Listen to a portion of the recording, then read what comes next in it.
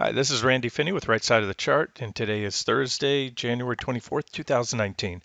I wanted to do an update today. I didn't do one yesterday because really nothing has changed in the charts now.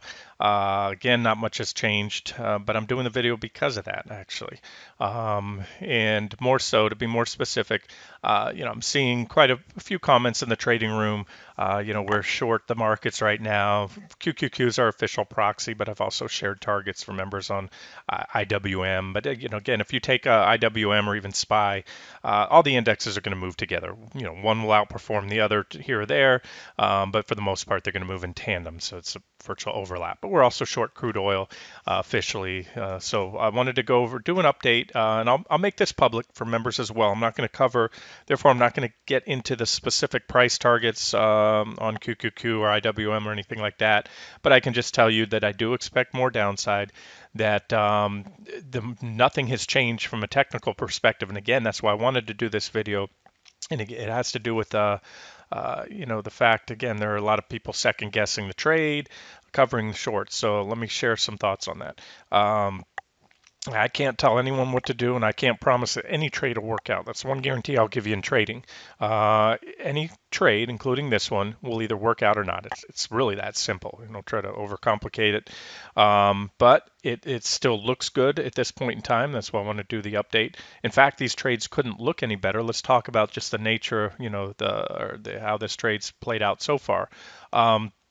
As mentioned, this is the first official short trade. Official trades are those that I have the highest degree of confidence in. They make the front page. I take the time to list specific targets, entry prices, stops, position size adjustments, and everything else, and I'll follow up with those trades, win or lose, on the official trades.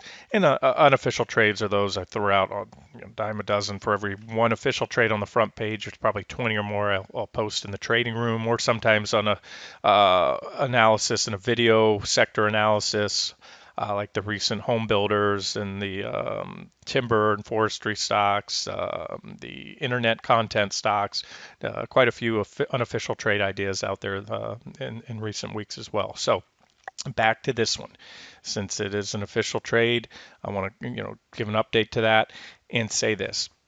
Now, I can't tell anyone what to do, obviously, and everyone's going to do what they want to do. But as far as, second guessing a trade, there was comments today, someone worried about that the government shutdown may end and the markets may explode. Well, my reply to that is, based on that logic, the government shutdown, if the logic would be, okay, when it ends, the markets would explode, that I have a hard time with that one. Why? Because the shutdown started on December 22nd, Saturday. There was only one trading day after that the markets were down, December 24th. So the markets literally exploded one trading session after the shutdown. Because again, Monday the 24th was Christmas Eve, abbreviated trading session. That's when the markets bottomed. So this was the government shutdown right here. So by that logic, if the shutdown ends, I really, can't see that. And the market should also have priced that in. Let me say that. That was my other thing, is that the markets, we all know the shutdown's going to end. This is the longest one in history, but it's not going to go on forever. So I don't know. My guess is at best, maybe a pop and drop. Maybe, traders get excited on the shutdown ends if there's a deal, and then that gets faded. So let's not try to overthink that. And I'll say this too. If you second guess every single trade based on geopolitical risks, other things, if you're trading a stock and they're about to report earnings and they have a history of big earnings swings afterwards, big moves like Netflix or one of those companies, sure. That case, you may want to sidestep that swing trade, hedge up, get out of it. But as far as the broad markets go, again, I like to let the charts be my guide. And I just want to reiterate from this trade couldn't look any better from a technical perspective. So let's just break it down, and then we'll see where we might be headed from here. So the basis for the recent QQQ short trade, we entered on Friday, not far off the highs. Friday was the day it peaked. We entered somewhere in here, in this area. And I said my reasoning behind many other things, but one of those was I expected an imminent breakdown of the wedge. Well, the wedge did go on to break down the following day. And so far on a scale 1 to 10, this has got to be close to a 10 for technical analysis. If you look up bearish rising wedge pattern, this is what they look like. You had it confirmed with divergences, negative divergence. So we didn't have, well, I won't call it a 10 because we didn't have negative divergence on the RSI. However, what we did have, which maybe is really as good or better, is the most extreme overbought reading that we've had in many, many months, possibly even years on the 60-minute chart here. You can see there's our overbought reading. Let's see, I'll tell you how high it was. If I can hit the crosshairs there, RSI hit a reading of 77.58. Anything over 70 is considered overbought, that red line. Keep in mind, here's all of December right here. All of December. There's November, October, November, December. So throughout that meltdown that we just had in the fourth quarter, the markets never even got this overbought. So there it is. So you have divergences on the PPO, extreme overbought, a clean rising wedge, well-defined trend line, and then a breakdown, which wasn't just a breakdown, it was impulsive. That's what I like to see to help confirm a breakdown. And we had a kickback rally. So far, this is perfectly normal. Nothing goes straight up. As you can see, we didn't come straight up off the bottom, and nothing goes straight down. Doesn't mean the trade's going to play out. It just means so far it is playing out as expected. So nothing much has changed. Now, I'll show you a couple things that give me pause. Again, this wouldn't be a 10 on a scale 1 to 10. Why? Well, like I said, I like to see divergences on the RSI as well. Stochastics, anything you want to put up, the more indicators that you have divergence on, the better. But either way, like I told you, we were very overbought here, and that's why we popped above and took out the divergence on the RSI. The other thing that has given me a little bit of pause, and I'd like to see changed here to give me a little more confidence in the trade, maybe add to this position, is the PPO. I use the PPO, if you followed me for a while, I like to use the signal line, which is the 9 EMA on the PPO.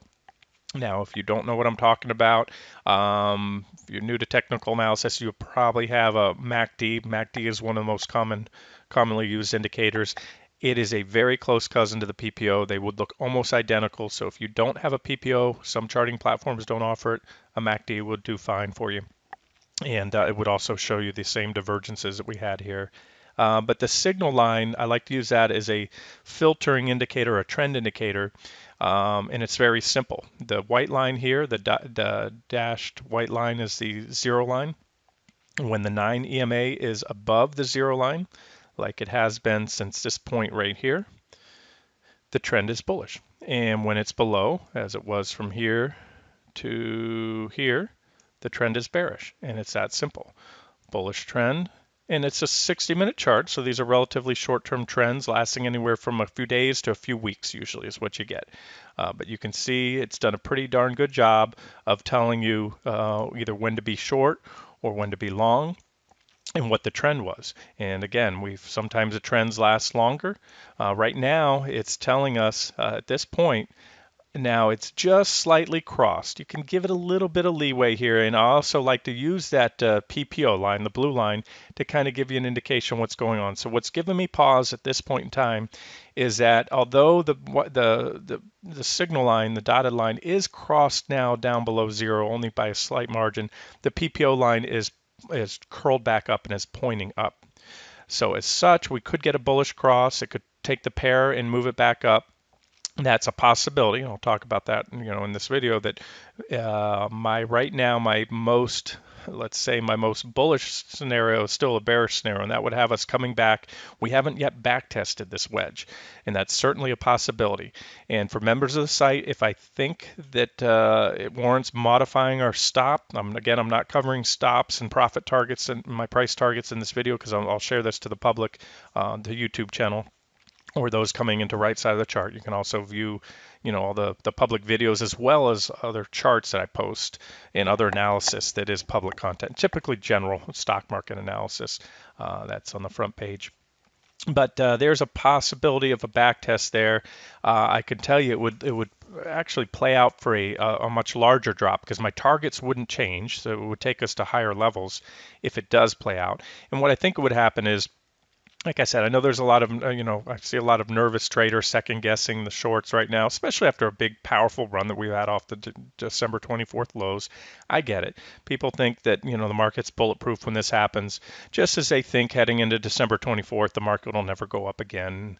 It's going to go a lot lower. It's human nature. You trade long enough, and I think you become, numb to that kind of mindset. You know that things aren't going to go up forever and they're not going to go down forever. But with that being said, what it would do from more of a, trying to visualize what would happen on the charts, these were pretty darn clear and obvious trend lines and wedges. So I have to assume that quite a few shorted here. It was objective. It may play out very well. You may stay profitable if you shorted the breakdown, but if the markets can lift above there and continue to go up a little more and this trend indicator stays bullish for a while, we could pop a lot of stops. And what it would do here, and please, I don't mean any offense by using this term, but it's a well-known term in trading and investing called weak-handed traders or weak-handed shorts. So let's say those that shorted here that are now second guessing, they want to book quick profits, or maybe they didn't short right away and they're underwater because they shorted, the day after the breakdown. That's when they saw, okay, yeah, the markets are going lower, and so now they're getting squeezed out. They're feeling the pain, even though they're not, percentage-wise, hardly underwater. So what this would do is there's probably a cluster of stops right about here. So if we can come on up through here, you're going to pop a lot of stops. And when you pop stops, what that means is short traders, short side traders, anyone short, are the only guaranteed buyers of a stock. What I mean by that, well, someone can come on to, CNBC, a fund manager, and say, oh, I'm bullish on XYZ, very bullish on this. That's talk, that's rhetoric. He or she may or may not own that stock. They might have all intentions to buy it, but they don't have to buy it. A short seller must buy a stock, because when you short a stock, you're borrowing shares. You're borrowing somebody else's shares. Your broker is taking QQQ out of somebody else's account, and they're giving it to you to short.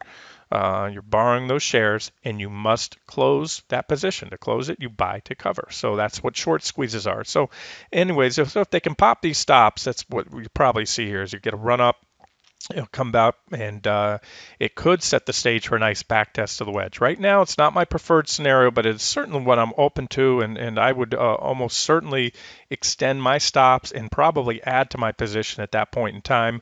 Again, I'll have to see how the charts look. So this is what I'm watching. So we have my trend indicator right now that is testing the zero line. That's the other thing. I use this in one of two ways. I just showed you the white line or the dotted line above or below the zero line tells you the trend.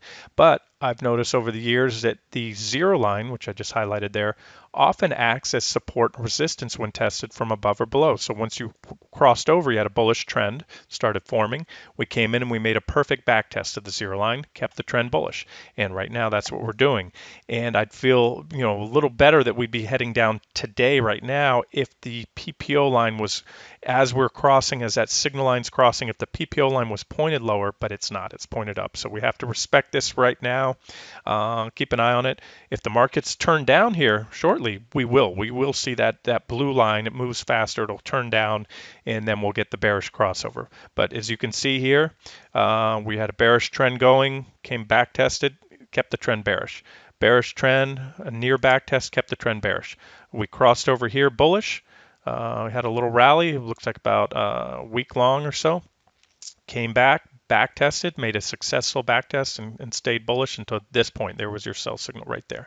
So that's what I'm watching right now. So like I said, a mixed bag. I do not favor this back test scenario, although I'm open to it. I favor more downside from here. Like I said, this looks very good. So I spent a lot of time talking about this one trade, but again, it's really, the markets itself. So let's just now go through the rest of the charts. SPY, perfect breakdown back test, on a scale of 1 to 10, just from, if you didn't, again, we didn't have the divergence, and I don't like the fact that PPO is curling up right now right about the zero line. That can change soon, but from what's happened so far, we had a breakdown, back test, and we've moved lower. Now we need to take out the recent lows. I'll tell you right now, if you're looking to maybe get short or add to any shorts, right now we could still backtest. Can't rule that out. And so far, the last couple days have been sideways. But so you want to watch for a break of the recent lows. That would probably open the door for more selling. It would help bring this trend indicator down to bearish.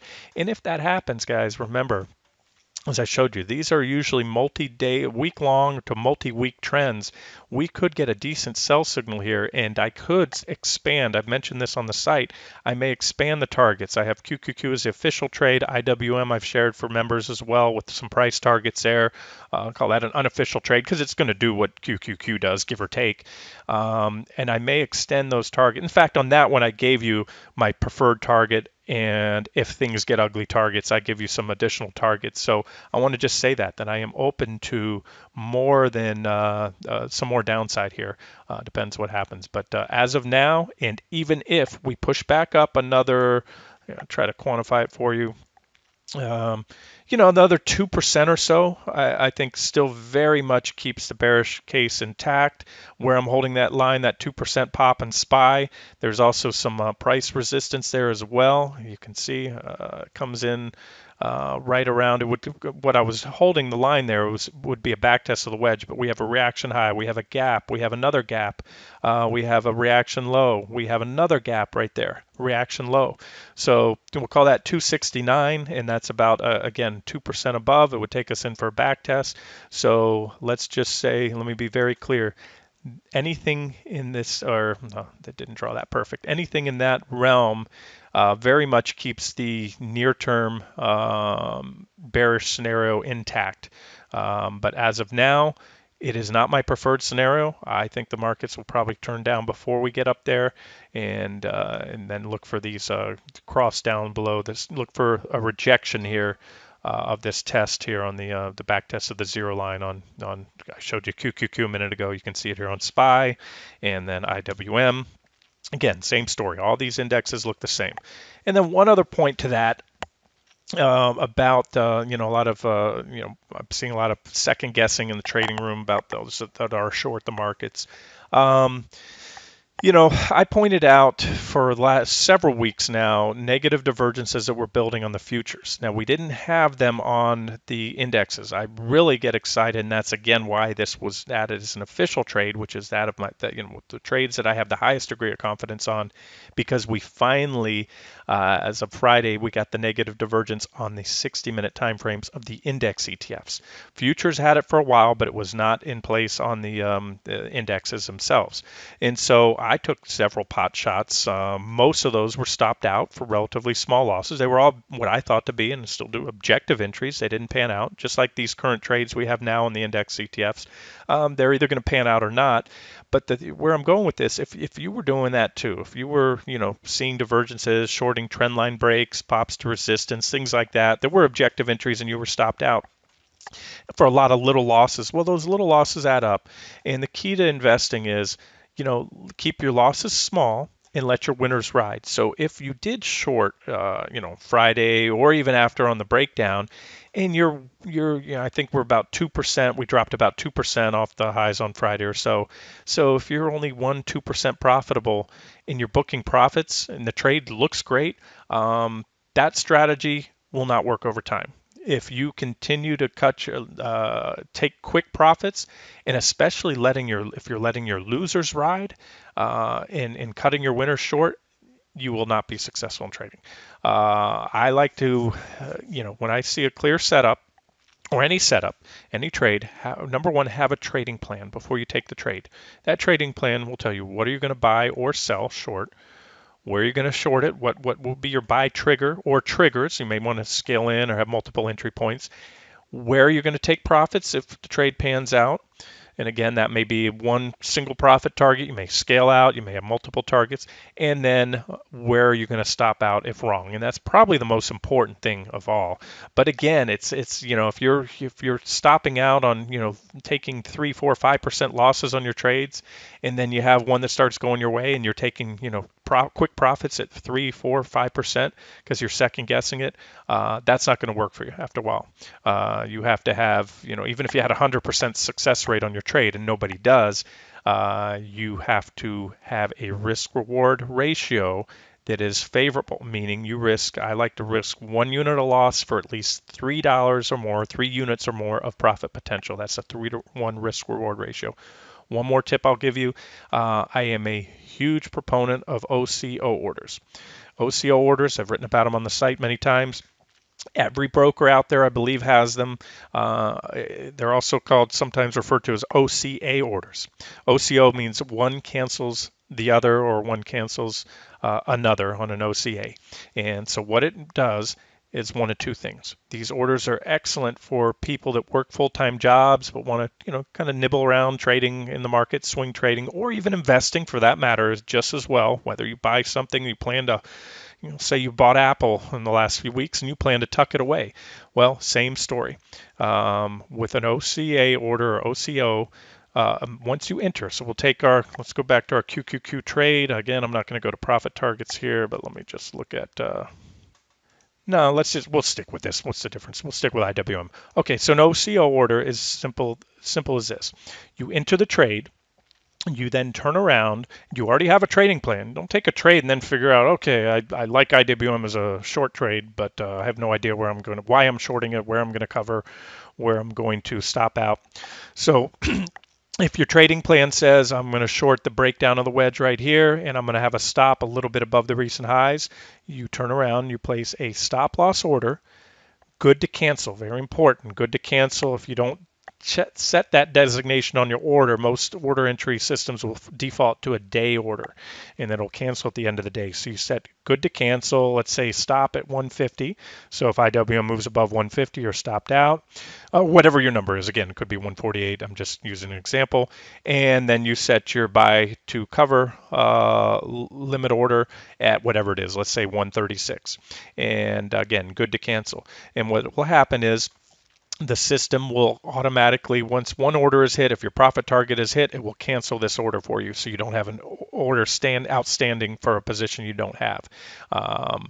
Now, the convenience factor of not having to sit in front of the computer or be in front of the computer all day if you work, or maybe you're retired, but you just don't want to sit in front of a computer for 10 hours a day like I do. I get that. But even a bigger benefit, in my opinion, is discipline. And I can tell you from over the years that is probably the biggest hindrance to just about any trader. It's the psychological element of trading. There's a lot of books on it. Martin Pring has some great books out there on trading psychology. But if you've traded long enough, and even if you're an experienced trader, nobody's immune to it. You will sometimes second guess your trade. So what this does, it takes out that element of you second guessing every trade. I go into a trade, I have a trading plan, unless something very compelling in the chart convinces me otherwise. Once in a while, maybe, one time out of 10, I may modify or pull a trade early, whether if my stop hasn't been hit or my price target's not hit, I may call that trade in early, close it out, or change my targets or whatever. But that's if something compelling has changed in the charts that tell me to do so. Otherwise, trust the charts, let the trade work, give it time, and that's what an OCO order will do, is you set it and forget it. It takes out all the second guessing. You're either going to be stopped out or you're going to hit your profit target, and it allows you to stay in the trade and not get second guessed every time you have these counter trend rallies against your position.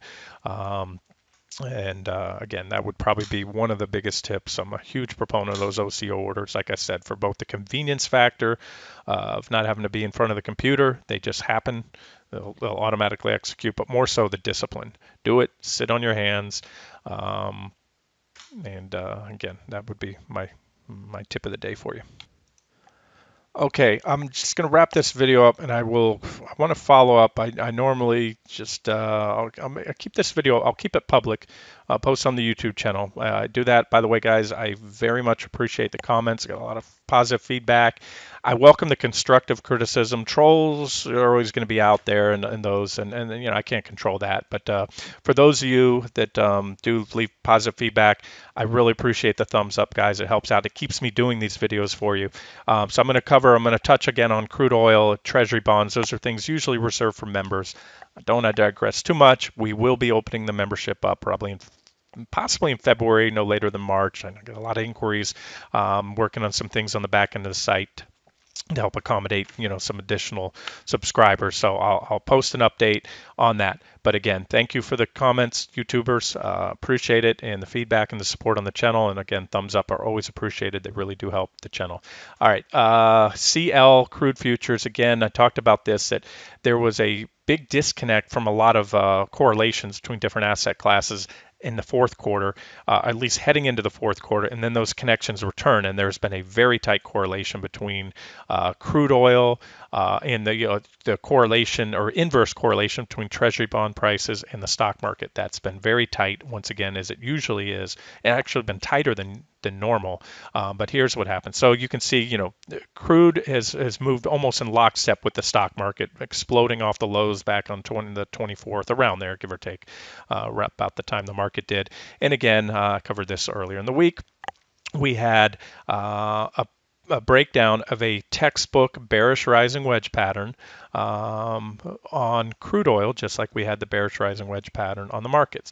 And we had a breakdown, a back test. We back tested for several days, but we stayed below trend, then an impulsive move down.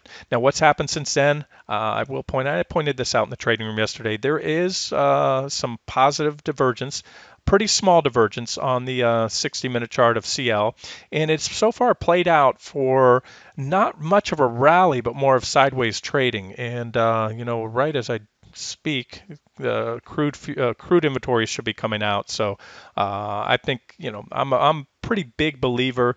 There's nothing set in stone, but I'm a believer that the charts usually price in the fundamentals. So I'm expecting this report to be negative. So hopefully this 11 o'clock report, as I'm talking right now, it's 11 a.m. That'll bring crude prices down. If not, let me just give you another target up here, resistance level to watch. As I'm doing this video, there's certainly some resistance there. So here we're bounded by about 53.63 on the upside, and we actually have some minor resistance right about where we are.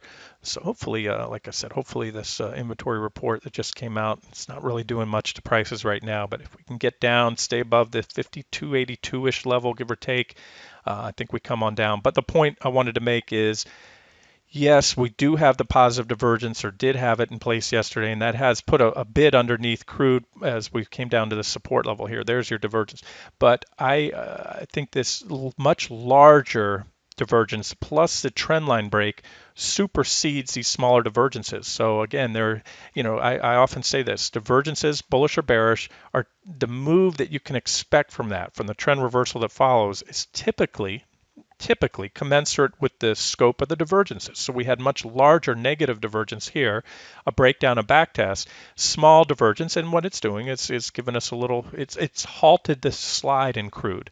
And I think that's all it's going to do. And at most, again, like the markets, maybe we pop up a little bit, I give you a resistance level, but I think we get more downside here. So I think these divergences will be short-lived. In other words, they may have already played out, or maybe they continue to play out for more of a correction in time than in price. I've always said that. Any security can correct in one of two ways: time, by trading sideways to work off overbought conditions, or in price. All right, so there's crude, and we'll wrap it up here with Treasury bonds. This is the 2-year Treasury note, and the last update I did, what was it, Tuesday maybe? I pointed out that everything was, what I was seeing, the charts were very much in alignment. And that's not pure coincidence. It also has to do with the fact, like I said, the correlations have been unusually tight right now between Treasury bonds and stocks and oil and everything else. A lot of asset classes moving up in tandem. So you had, remember, when we're looking at bond prices, because they are a flight to safety instrument, flip the charts of the stock market upside down. So bonds go up in price. That is because institutions are moving, or the stock market's dropping, or the institutions, more importantly, they're the smart money. They expect the market to drop. So you can see the bullish falling wedge pattern on ZT. I should have made mention. These are 2-year Treasury bond notes. Break out, back test, and we're moving higher so far. So, there'll be zigs and zags along the way, but this is a textbook bearish rising wedge, or bullish, I'm sorry, bullish falling wedge pattern. Remember, bonds go up, that's typically means stocks heading down. Just like you had, these minor trend lines here, you had trend line breaks along the way, but this is the pattern to focus on. That again is ZT, and then I have one more. I want to show you ZB if I can find that. Here it is. ZB or the long, it's what we call the long bond, the 30-year Treasury bond. So we just looked at the short-term bonds, and now we're looking at the long-term Treasuries. There's the bullish falling wedge I highlighted recently. It's clean, it's textbook, breakout, back test, and we're moving higher. That tells me institutions are buying bonds. Stock market's drop, but I can see whereas the market's been trading sideways, we continue to see upward pressure on bonds. So it seems to me that institutions are at least moving some of their money into Treasury bonds for safety at this point in time. But like we had those small divergences on crude, we do have some negative divergences here to watch. So maybe maybe we're going to be looking at a sideways trade right now for a while. As far as the stock markets go, I won't spend time. I got to wrap this video up now. The daily charts, there's still just a lot of resistance overhead. So I think the bigger risk here right now is, on shorting the markets, is just getting stuck in a roughly sideways trade that could go on for some time if the markets want to work their way work off the overbought conditions and more of a sideways grind. I just don't see an explosive rally from this point. Another, 5-8% upside in the coming week or two. I don't see that happening. Anything's possible, and that's what stops are for. So let's wrap it up here. But as of now, everything's playing out as it should, and as the charts would indicate, I should say. And I don't see any reason to modify the trading plan. If the markets happen to push a little higher, I think there'll still be might give us an objective time to add some more short exposure. Or initiate short exposure if you don't have any. All right, we'll wrap it up here. This has been Randy Finney with Right Side of the Chart. Hope you enjoyed it.